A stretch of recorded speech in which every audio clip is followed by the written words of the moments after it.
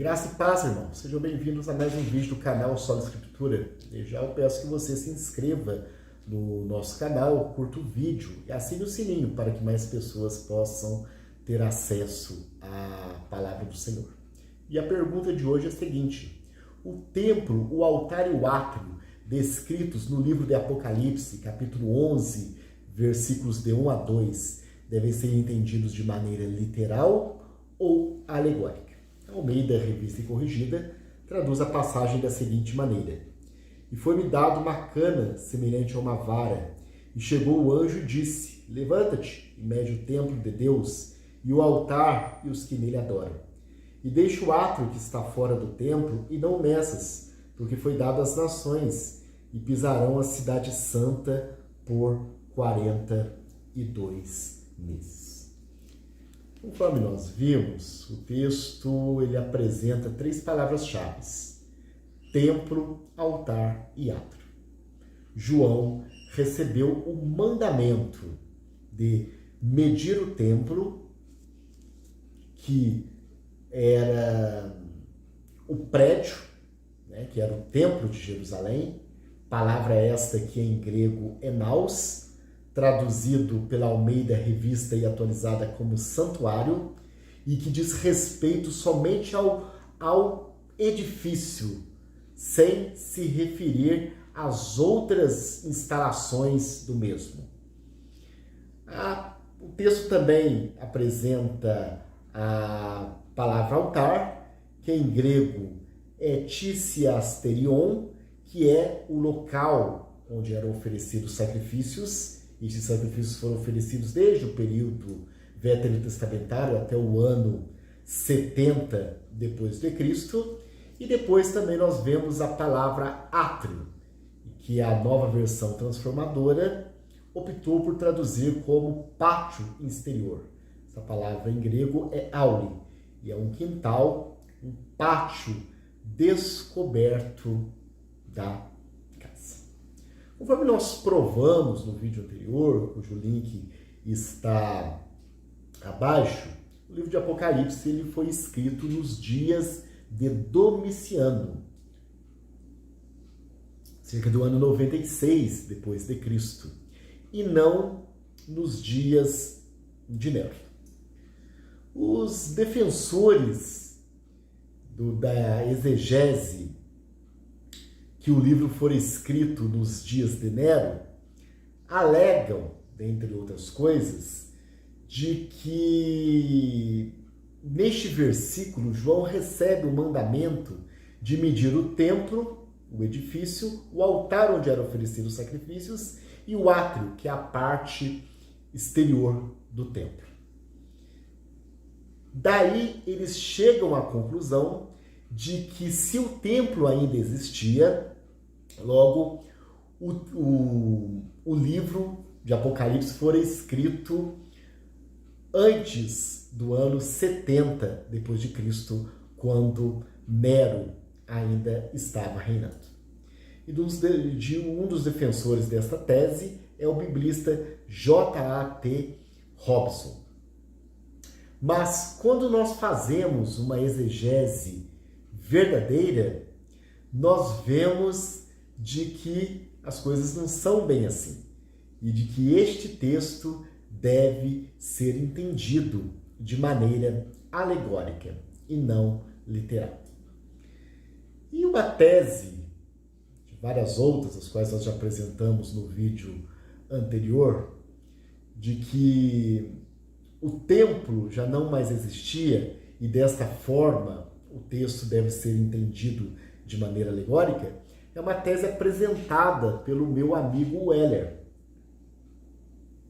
E o meu amigo ele falou de uma maneira sábia, ele argumentou comigo, de que de acordo com o relato de Apocalipse, João, apóstolo, estava na ilha de Patmos quando o livro fora escrito. E se ele estava no lugar tão longe de Jerusalém, não teria condições do mesmo ter medido o templo, o átrio e o altar de maneira literal, o que nos leva a concluir de que essa perícope é alegórica. E sobre os símbolos que estão nessa perícope, nós podemos fazer algumas dissertações. Por exemplo, esta mensuração do altar e do santuário é uma imagem figurada da preservação do povo de Deus em meio aos ataques. É interessante que a Nova Versão Internacional, baseada numa equivalência dinâmica, manda medir o templo e o altar e contar os adoradores que lá estiverem. Ou seja, ali está apresentando uma preservação. Isso eu me baseei na Bíblia de Genebra, na página 1731. E uma vez que esse medir, de acordo com o teólogo judeu messiânico David Stern, simboliza reservar uma cidade para preservação. Ou seja, o povo de Deus foi preservado e esta cidade foi reservada. Ela não fora permitida de que a mesma fosse destruída. Então, esse medir simboliza reservar uma cidade tanto para preservação como para destruição.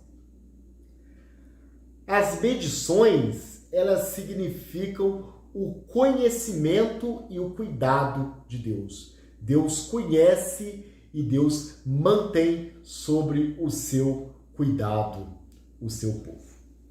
E o texto diz, o texto diz que era para deixar o átrio de fora.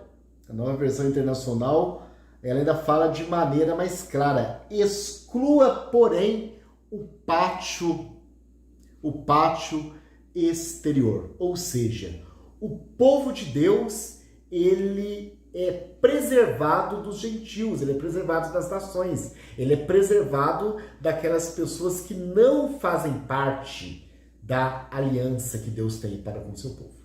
Nós sabemos que no Velho Testamento essa aliança, ela dizia respeito aos judeus, mas agora a nova aliança diz respeito a nós, que somos o Israel de Deus. Nós, igreja do Senhor, feita tanto por gentios como por judeus. O verso 2 manda, conforme nós já falamos, não medir o átrio que está fora do templo. E esse átrio, ele representa o mundo fora da igreja. Então, esses gentios que não fazem parte do povo de Deus são aqueles que não têm comunhão com Deus, a qual são chamados pelo Evangelho de João como o mundo, aqueles que estão afastados da presença de Deus. Fazendo uma aplicação prática para os dias em que o texto for escrito, de acordo com a teóloga católica Bela Yarbrough Colin, essa profecia, esse mandato para medir o templo, ele foi dado tendo por base uma profecia segundo a qual os rebeldes romanos ocuparam o templo e romperam os muros exteriores. E o historiador Flávio Joséfo, ele registra que certos profetas proclamaram que Deus viria ajudar os rebeldes imediatamente a libertá-los desta situação terrível. Mas essa profecia não se cumpriu de maneira literal. Então, como ela não se cumpriu de maneira literal, o apóstolo João a reinterpreta de maneira alegórica.